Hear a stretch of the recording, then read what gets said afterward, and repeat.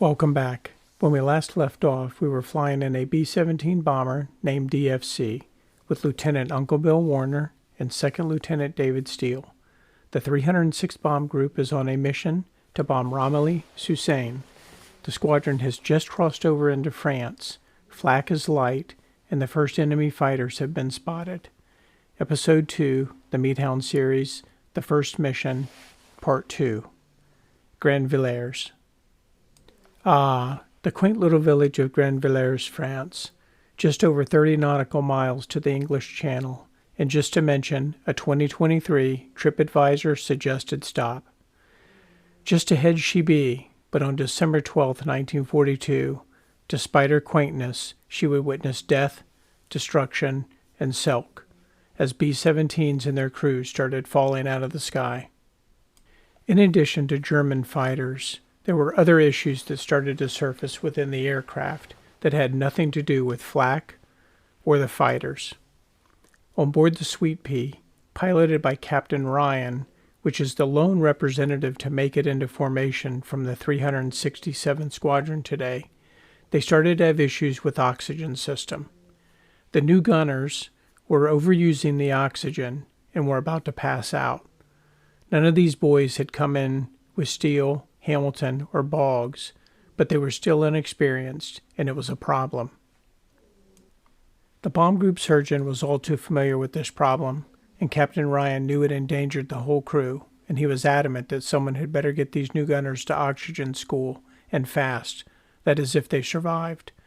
This is also supported by Schuler, the 306th Bomb Group surgeon, who said in a 1983 speech that oxygen was a problem and crew members would pass out because of careless use of oxygen, then they were a danger to others, as other crew members were trying to revive them. As the aircraft crews continued to deal with the elements of high-altitude flying, the Luftwaffe continued their pursuit, looking for targets of opportunity. The Luftwaffe strategy today, like a lot of days, was to fly parallel to the bomb group, looking for a weak or broken formation, and then attack straggling bombers. If there were no targets of opportunity, then they would create one by making feint attacks on the flank of the squadron, while pairs of planes would attack the nose of the bomber, trying to kill the pilots, or at least wound the aircraft and knock it out of formation. The German Luftwaffe had waited for the Spitfire escort to turn back for home, and then they pounced. No one was really surprised, since the Luftwaffe's contrails at 21,000 feet gave them away. The 306th, and Steele from his co-pilot's seat, could only watch as the group in front of them, the 305th, started to take the punishment. Steele watched distracted from the gauges as one of the B-17s started to drift out of formation, and not the drift like it was an evasive maneuver, but the drift where he knew they had been killed. Then the plane slowly nosed down into a dive. "Count chutes if you see any, Steele," Warner said. The 306th air crews watched as these early Luftwaffe attacks were being made by white-nosed and white-winged Focke-Wulfs. The Luftwaffe was an artistic bunch, and it helped both sides to identify and recognize aircraft. This was a pack of 6 white-nosed, white-winged Focke-Wulfs working in pairs, attacking the nose of B-17s. The Eager Beaver of the 368 was piloted by Lieutenant Reber and Second Lieutenant Lally. They were able to count 6 chutes. The crew of the Eager Beaver had a great view of the bomb group in front of them and of the German fighter planes that had started to dodge in and out on attacks. Steele could see it too. This was the first time he witnessed a plane shoot down another, and it did not feel good to him. But he kept telling himself, focus on flying, do your job. He also knew this was part of war, and how he himself was replacing crew members who had been shot down or who had had a mental breakdown. But that was really not talked about, and certainly not given the medical attention that it needed, and that was not the doctor's fault. Once again, Steele was distracted while watching a second B-17 in the group ahead of him drift out of formation and plunge towards the earth. This time, no chutes were counted, and 10 souls were lost. For the love of God, what is going on, he thought to himself. The 305th has taken a beating. The chatter on the intercom was helpful but distracting all at the same time. Uncle Bill continued to provide counsel, and the crew was reporting back on what they were seeing. The DFC was flying well and in good position with no anomalies to report. Then Warner pointed it out, flak ahead. Steele could see the black smoke bursting ahead. It looked heavy, and the good news was it was well under the aircraft. Lieutenant Boggs then called out a navigational change, while Uncle Bill simply followed the leader as the group ahead of them headed for Romilly-sur-Seine. Southeast of Paris, Romilly-sur-Seine. Major Lanford continued to lead the 306. They were flying at 150 miles an hour and continued to follow the 305th. Blindly, remember? There was a good chance and reason to believe that the German Luftwaffe knew the bombing run today was targeting the Luftwaffe repair facility at Romilly-sur-Seine. The Germans had a strong spy network in England and usually had good insight into the day-to-day happenings. This made Lieutenants Reber and Lally quite hot. They were quick to suggest that security in Thurley needed to be improved. Of course, it's also safe to presume the Luftwaffe was taking an attack on their repair facility personally. The Luftwaffe repair facility would survive the day, not because of a stellar defense, but because of weather. The cloud cover is thick and heavy, a 10-10 day, the Air Corps would call it. Even with the heavy cloud cover, the Luftwaffe were in a swarm. Not only were they insulted that their repair facility was targeted, we must remember, and maybe, they were just plain irritated because their bread was horrible and barely fit to eat.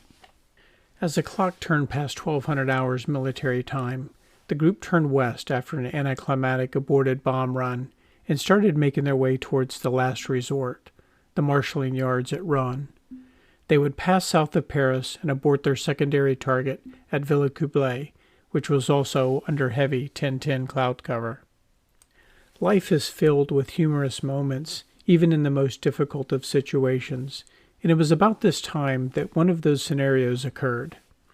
The radio operator in Eager Beaver, Tech Sergeant Orman, tells the crew that someone wants to bomb Lille. Lille, a city north, nearly on the Belgium border, and in a completely different direction than where the group is headed? Tech Sergeant Orman gets back on the intercom and informs Lieutenant Reber, "No one knows where Lille is, so we are headed for Rouen." Someone had it in for Lille, and to imagine a serious conversation about taking the bomb group completely out of its flight plan and bomb another target is really quite humorous and a wild idea. My thought is, someone had it in for Lille and really had a grudge to settle, and it was probably due to the fact that the bomb group's first mission was October 9th, 1942, and the mission was to Lille, and it was that mission that they lost their first aircraft and crew. Eager Beaver's co-pilot, Second Lieutenant Lally, chimed in, "For God's sake, they're pushing this formation, and we've been at 40 inches and 2,300 RPMs the whole time. If we keep this up, Marlin, we're going to lose an engine, and someone wants to go to Lille?" The bomb group stayed on its blistering pace. The Lille distraction was short-lived, as the Luftwaffe continued its blistering attacks. The early part of the day was really quite easy compared to what started to occur. Warner and Steele and DFC were witnesses, as was the rest of the squadron, to the beating that the 305th Bomb Group was taking. In short order, 3 more B-17s out of the 305th were hit, and the crews of the 306 could only wonder when their time would come. It looks like plane number 42-29524, which is still in Seattle, was going to be needed sooner than later, but she was still a long ways away. The 306 time was up. Captain Reagan's crew and the Sons of Fury witnessed the carnage as one of the B-17s had its tail assembly blown off and then went sharply into a dive. One parachute. A second B-17 blew up, and they could see 2 of the crewmen thrown from the plane. No chutes. The third B-17, with its engine on fire, headed for the clouds.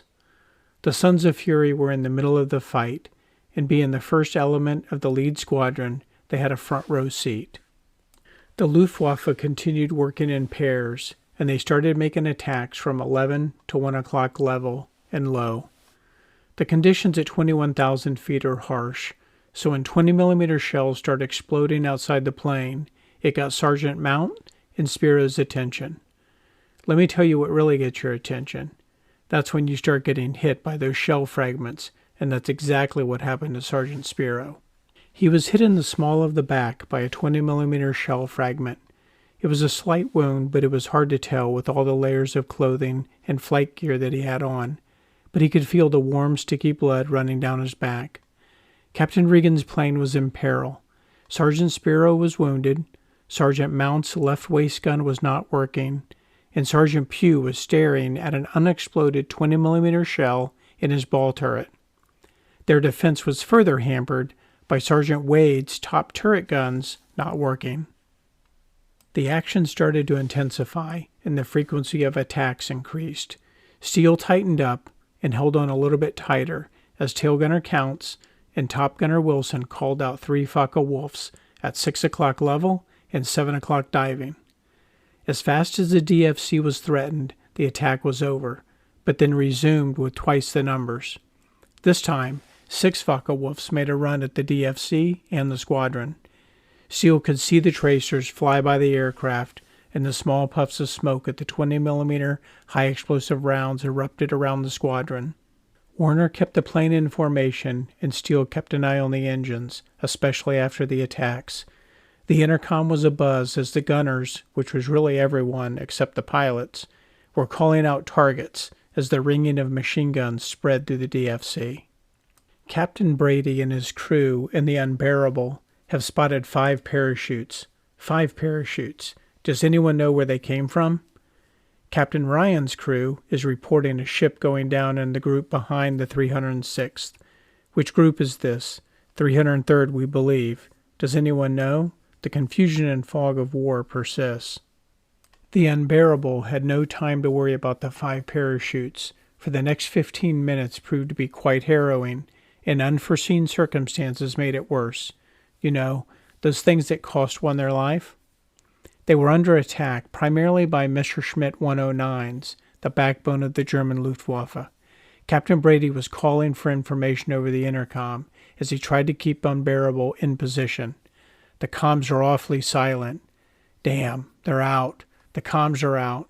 Staff Sergeant Bean reports the radio is also out, and then gets back to his gun. Here they come again, but the whole plane cannot be warned. The Unbearable crew in full flight suits, heated suits, and oxygen masks, flak jackets, and helmets are using hand signals where they can to provide warning and direction of attacks. It's a helpless feeling to have, especially when machine guns and cannons have no mercy. Maybe it was a relief to have the attacks come in on the nose, because that way you could see it. 3 more Messerschmitts resume their attack, and right waist gunner John Villarney gets a hit on one, and the Messerschmitt 109 goes down in a ball of flames. As the crew watched it spin through the clouds, no parachute. These Fokkers were attacking 3 at a time. I had to throw that one in for you, Sir Douglas Bader. Earlier I mentioned the humor of war, and now it's time for some irony. There is a lot of irony in war, and I personally enjoy it.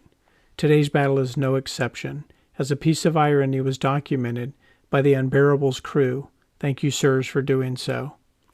As a Focke-Wulf barreled down, attacking the Unbearable from 6 o'clock high, it was suddenly hit by flak, sent into a violent spin, and headed for the clouds. Friendly fire had just taken out one of their own. No parachute.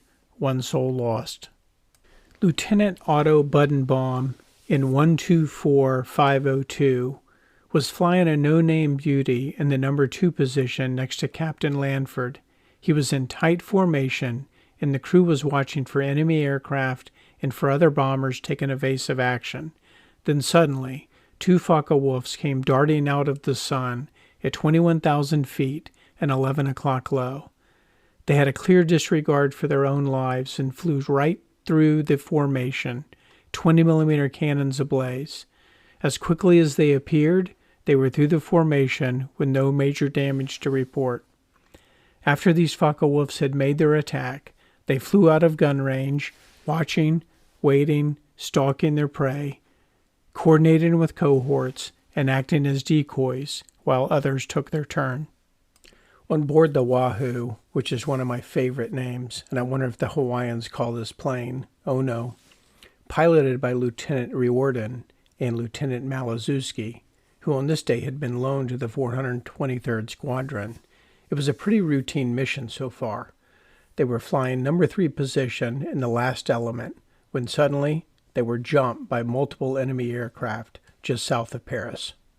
The first attack came from 6 o'clock, right on the tail. Staff Sergeant Langley, a bluegrass tail gunner, exchanged fire with the Luftwaffe plane.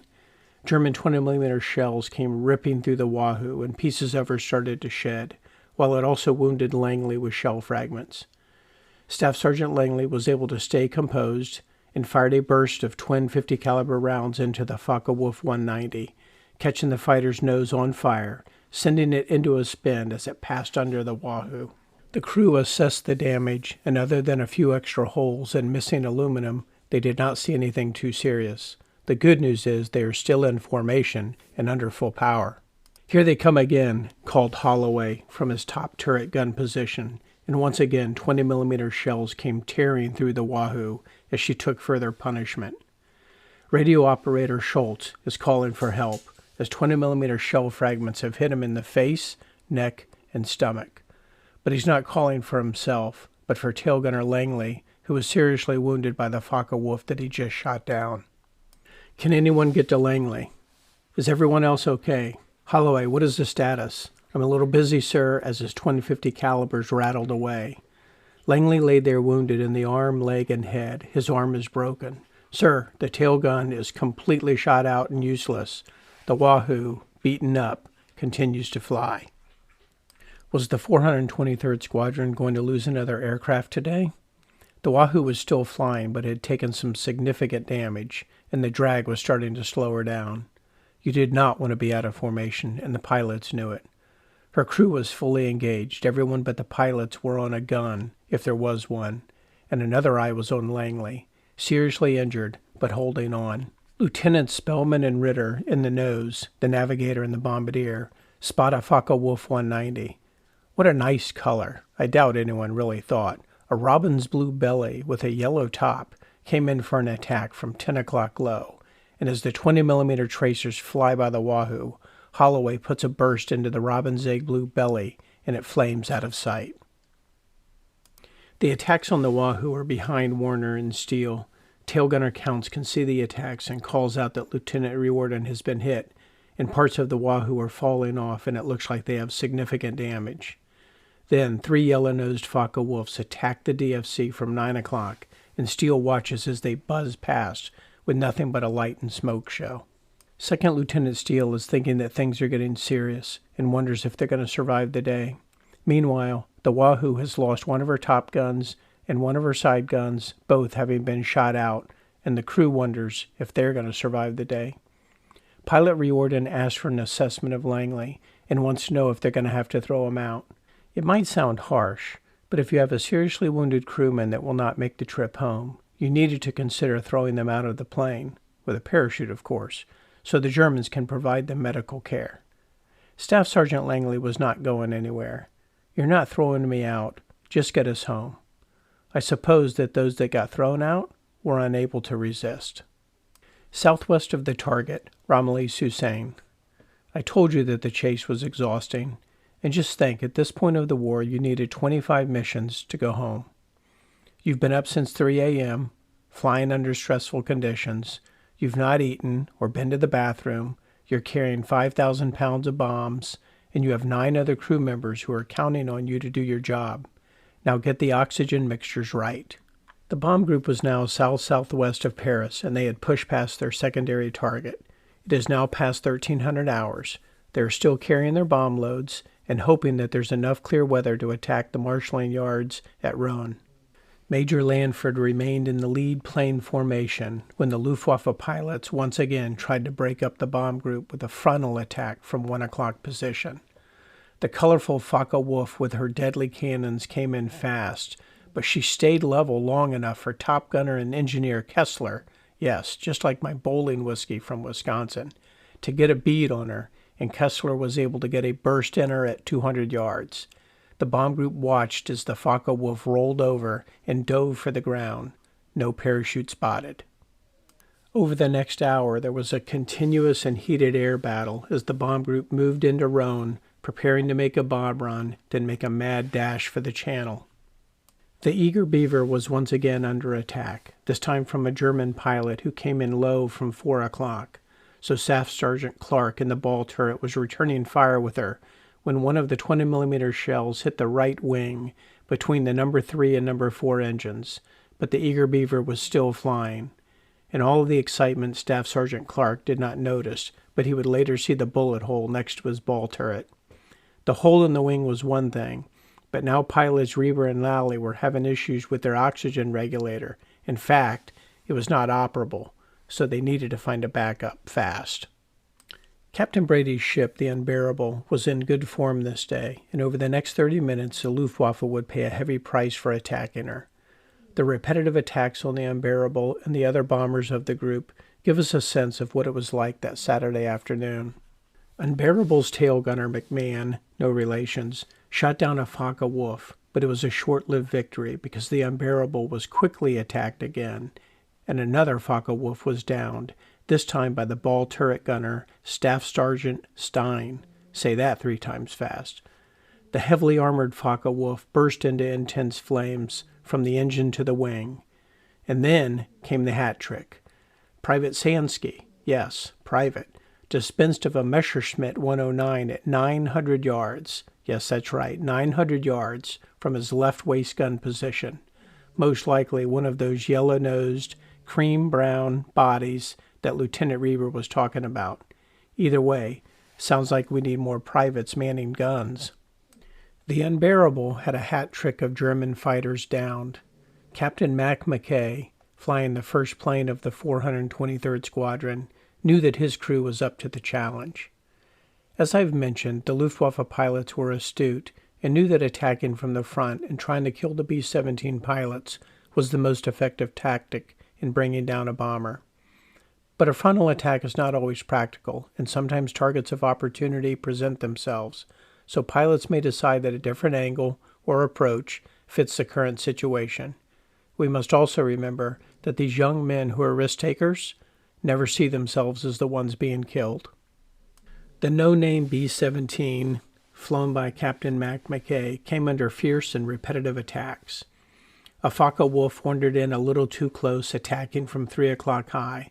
The sun was reflecting off the left side of the Focke-Wulf, displaying her true colors, when Sergeant Bevan, the right waist gunner, unloaded a burst of 50 caliber rounds at 600 yards that hit the Focke-Wulf in the most accurate of strikes.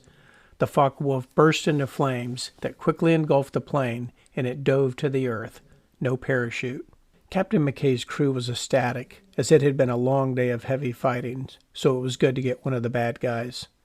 Steele and the DFC could see the Messerschmitts just sitting out there, lurking and waiting. Here they come. 2 Messerschmitts ramped up their speed and came in at 11 o'clock low on Captain Mac Mackay's ship. Navigator Lieutenant Pollock started firing. So who was navigating the plane? And one of the Messerschmitts flew right into the tracers at 600 yards. Pollock continued firing at the second Messerschmitt, while the plane he had just hit had its prop stop spinning. It then dramatically slowed, nosed over, caught on fire. No parachute. It is safe to say the bullets killed the pilot. Captain Mac Mackay's no-name B-17 now had 2 kills to her credit, and enemy planes continued the pursuit. Minutes later, another attack started from 10 o'clock high. This time, 3 Focke-Wulfs dive on the lead plane of the 423rd, desperate to break up the formation before it gets to Rhone. The left side of the plane erupts into gunfire as tracers fly through the formation and hit the ship, but nothing of consequence as puffs of 20mm explode and burst outside the aircraft. Lieutenant Pollock, from his navigator position, was trying to keep the Focke-Wulfs at bay, knowing that they were after the front of the aircraft, right where he was standing. This time, the left waist gunner Ray Hinn was able to hit one of the fighters at 500 yards. He shook it. He stayed on it, hitting her again, and finished it off at 200 yards. No parachute. And then, the no-name ship had her hat trick for the day. The brave Luftwaffe pilots were paying the ultimate sacrifice. I wonder if there is someone in Germany trying to research their uncle who flew in the Luftwaffe, so they can relive his missions and try to get to know the men he flew with, and were there any of his friends lost on this day. Rowan. The hunters continued to chase their prey, taking opportunities to attack when they thought it was best. But unlike the 305th, the 306th Group had not yet lost a plane as they made their way into the Rhone Air District and prepared for the bomb run. Uncle Bill Warner was preparing for the bomb run, and Second Lieutenant Steele had the engines humming while he continued to have one eye on the Messerschmitts that were on each side of the aircraft just out of machine gun range. The Messerschmitts continued to be overt and were most likely waiting for the group to make their bomb run, while they were also providing feint attacks and distractions when a Focke-Wulf attacked the DFC and the squadron from 1 o'clock low. It came right up under DFC's right wing and peeled off at a point-blank range of 200 feet. This Focke-Wulf had come in on Steele's side. He got close enough for Steele to see the color of his jacket as he flew by. Fate is a funny thing. Once again, for whatever reason, the DFC did not sustain any significant damage. However, the Wahoo and its crew, they were not so lucky. DFC's tail gunner Counts and top turret gunner Wilson were given the pilots updates on the Wahoo as a Messerschmitt 109 continued repeated attacks on her. Lieutenant Malazewski, the co-pilot, had to feather one of the engines as it was now shot, literally, but not on fire. Counts continued, "He's struggling, sir, and starting to fall back." In case you were wondering, feathering is where the pilot adjusts the propeller blade so that it cuts through the wind and does not increase drag on the plane to better help the other engines and to maintain a higher airspeed. 2 more Focke-Wulfs make diving attacks on Warner and Steele and the crew of the DFC. Staff Sergeant Wilson from his top turret gun position and the left side of the aircraft fight off the attack as 20mm shells hit the DFC, damaging the left stabilizer and knocking off the antenna. This time, Steele could hear the shells as they tore into the DFC, but he stayed focused on the engines and the manifold pressure to make sure that none of the engines took any damage.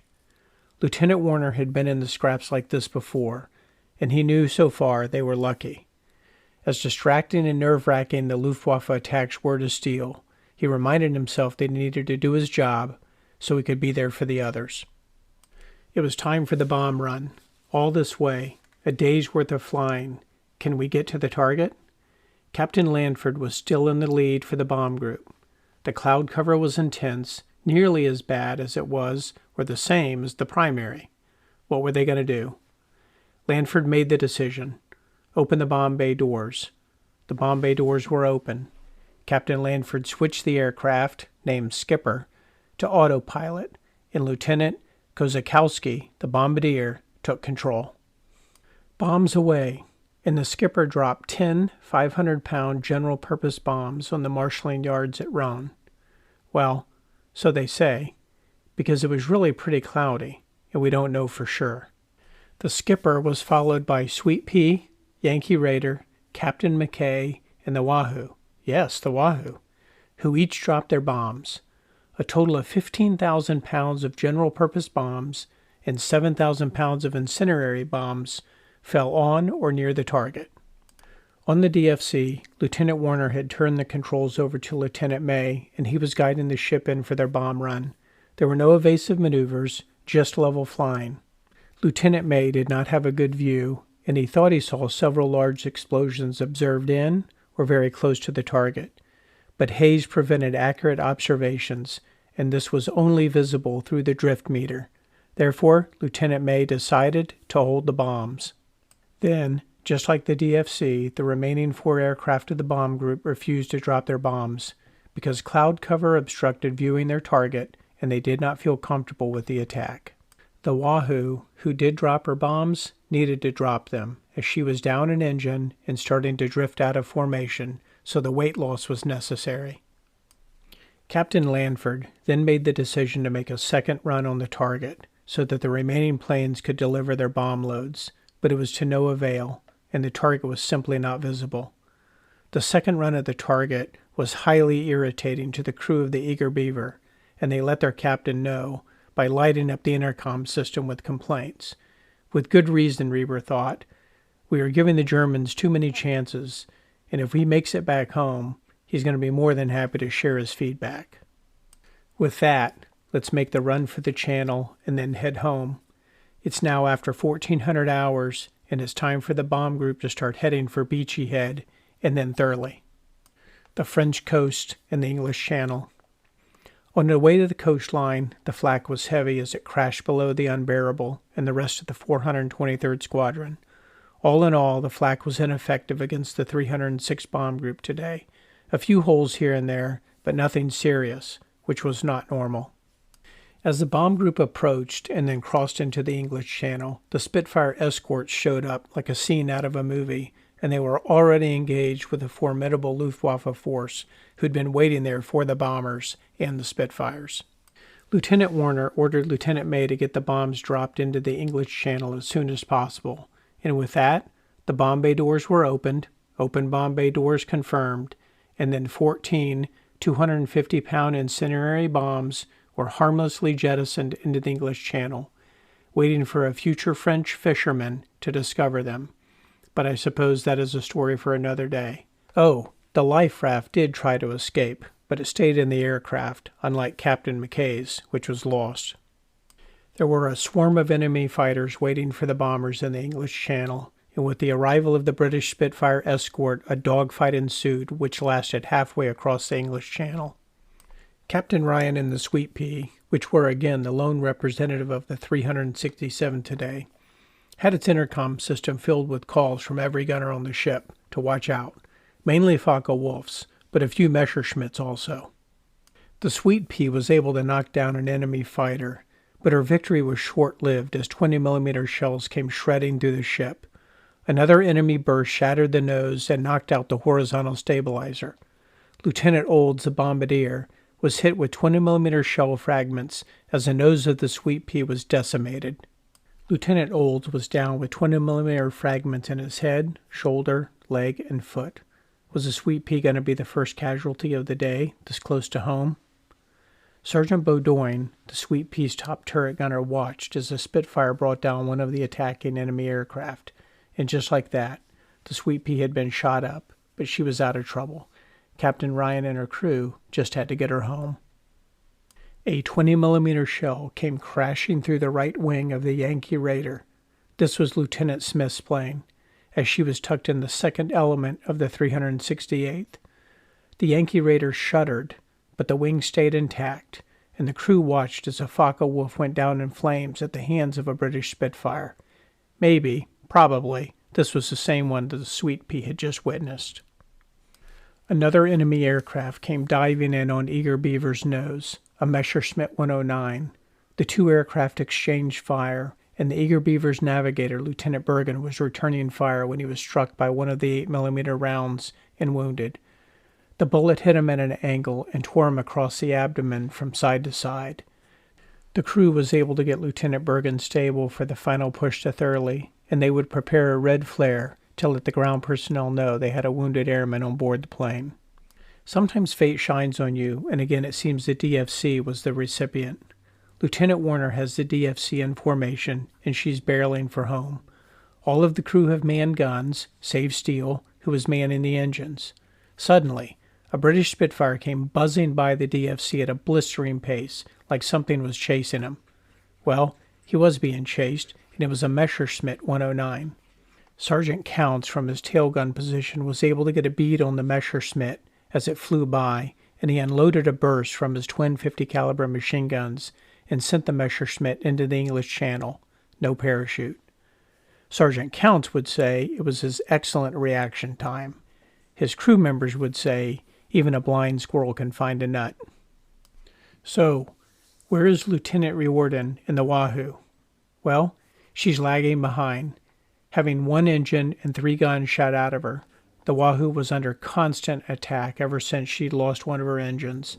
The Luftwaffe pilots were desperately trying to finish her off, and thought they had succeeded when the No. 4 engine was hit and knocked out. Once again, Lieutenant Malazewski feathered the engine to reduce the drag, but having two engines out on the same side seemed like a death knell. It looked as if Lieutenant Riordan was going to have to ditch in the English Channel, and he wondered if the life raft had stayed in the plane when they opened their bomb bay doors. A squadron of British Spitfires noticed the crippled ship and came to her rescue, swooping down and driving away the snarling wolves who were looking for a kill. But reluctantly they were forced to turn back and head to France. The Spitfire squadron then covered the Wahoo on all sides, while Lieutenant Malazewski backed off the engines, hoping to get past the channel and limp her into Thurley. He does. The 306 Bomb Group makes it into Thurley, and the landing priority is set by those with wounded personnel first. Wahoo would be given priority once she arrived, but she continued to lag behind the group, only having two engines. As the bomb group came into sight of the field, the ground crews started counting, as they always did. 1, 2, 10, 10. There she is, 11, all accounted for. The B-17s with wounded crew members dropped their flares, signaling for help, and the ground crews, ambulances, and medical personnel raced to the planes. The ground crews were prepared to put out any fires or assist with any aircraft that had a hard landing. On this day, there were none. The landings on this day were uneventful. Warner, Steele, and the DFC landed with no issues, even with a damaged stabilizer. They taxied and parked. They started their checklist process and updated the event log. Warner congratulated Steele and May, and the crew shook hands and patted backs on a job well done. After the logs and a walkthrough were complete, the crews were ordered to the debriefing rooms, where at 1645 hours they would describe their mission, their route, their actions, their bomb run, and the enemy to one of the S2 officers. It was a good day, not because of a successful bomb run, but because 11 aircraft went out and 11 aircraft came back. They all came home after a cook's tour of France, which is a rapid or cursory survey or review. It was a good experience for Steele and Boggs, a real mission, a long day, with lots of action. They were lucky. It could have been much, much worse, but having an experienced pilot and captain like Uncle Bill helped. Closing. It is still mid-December 1942. In fact, it is still December 12th, and we are in Thurley, England, with the 423rd Heavy Bomb Squadron and the 306th Bombardment Group. Second Lieutenant Steele and Second Lieutenant Orman Hamilton have arrived on the scene as replacements, welcome replacements, and Second Lieutenant Steele has just completed his first mission, which probably means the drinks are on him. Our friend, plane number 42-29524, is still in Seattle, Washington, where she is being prepared for her long and exotic trip to England. Even though the 306 Bomb Group did not lose any aircraft today, they do have some in need of repairs, so our friend in Seattle will be a welcome replacement when she arrives. This concludes Part 2, Episode 2, The Mission. Stay tuned as the next mission is on the runway, but I found a great story in my research, and so I'm at a fork in the road, trying to decide which one to do next. Until next time, just think of the things you can find when you are looking for something else. Gaspar, out.